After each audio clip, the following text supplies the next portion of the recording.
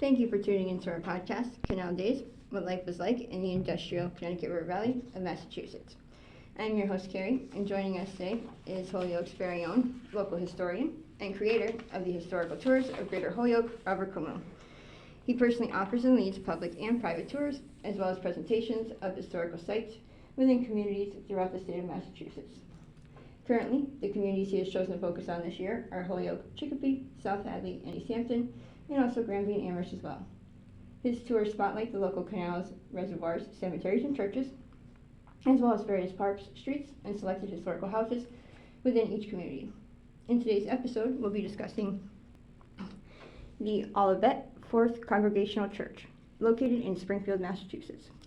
So tell us about the early history of this church. Yes, that's a very interesting topic because this church has been around Springfield for a very long time. Remember, the Congregational Church is the church that settled Massachusetts. That means it's the Puritans. And when you say Congregational Church in location or community, and they say first, that's the first one to get their documents together and have a covenant of people, a congregation of people to say we're going to start in this community. Second, Congregational Church means they're the second within a given community that wants to pick up usually somewhere else around that community in a different geographical location. Third, fourth. So this is the fourth attempt at a group of people coming together and say we want our own Congregational Church. And at times they name themselves differently. They'll put a name upon it which gives away the geographic location where it is. So you might say Indian Orchard Congregational Church, Highland Congregational Church. Here at Olivet, the 4th Congregational Church tells you both. It tells you who a group of people, the Olivet, and then the 4th is the 4th attempt at a Congregational Church. And it was made in 1833, not the church that you see, but the original church that they were at. And nowadays, it's located in different places, of course. Now, today we're going to talk about not only the old history, but the modern history, the architectural style of this modern church, and then what has happened to the church through lately. And so this church here that you're looking at 33 Oak Street, is from 1912. And so thus its original locations are elsewhere. Remember, it started in 1833, so for about 80 years it was somewhere else. Now, one key pastor along the way was a man named Luther Code, and he was pastor from 1867 to 1898.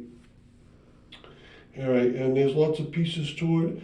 If you look at the cornerstone of this building, it has one cornerstone that gives you the years, 1833 and 1912. The building is structured, made in 1912, and 1833 gives away that it was somewhere else and it started somewhere else in 1833. Another cornerstone gives you the name, Olivet Church, O-L-I-V-E-T. All right, so we're going to learn a lot today.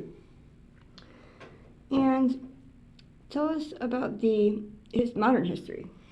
All right, the more modern history of this location is, well, now it's under a different group. Nowadays it's called the Mount Zion Baptist Church. All right, so that's quite a big difference. It used to be Congregational, now it's Baptist. In fact, in the early days in Massachusetts, in the 1600s, 1700s, early 1800s, the Congregational Church and the Baptist Church were competitors. Right, the Baptists actually came out of the Congregational Church.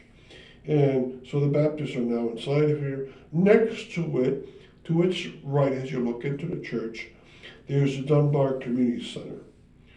And that building there is from the 1930s. It looks very new because they've taken great care of it. And of course, it's a social center, and it's very active nowadays. When you go there, there's always people inside, especially younger people. And really quick before we continue with the rest of our interview, just to fill our listeners in, if you want to sign up for any of his tours or find out more information, you can check out his website at holyokecanaltour.org. And there you can find videos and podcasts of the stops along each of his tours, as well as photos and text of the historical sites throughout as well. And for private tours and other inquiries, you can email him directly at bobcat4214, and his tours make for fun educational outdoor activities for families and group parties. Getting back to our interview, what is the architectural style? The architectural style of the main church is a classical style, or neoclassical or classical revival, because it has those heavy colonnades coming down in the very front of the church. That's very easy. It's very nice looking, and it's well taken care of.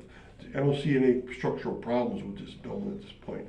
The building next to it, the Dunbar Center, is of vernacular style, and I'm glad there's a lot of neoclassical buildings in Springfield. They must have went through a revival, and a lot of them, religious buildings and insurance buildings, other buildings, are in the classical style. And what has happened to the church in recent years?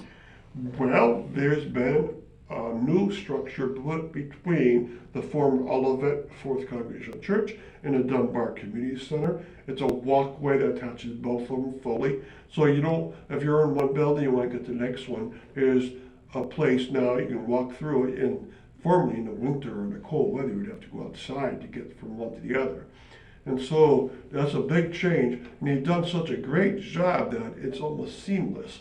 It looks like they were that way to begin. But of course, it's so modern looking, you're not going to be fooled. But I'm glad they've done it in such a good way to keep up the good look of the actual Olivet building.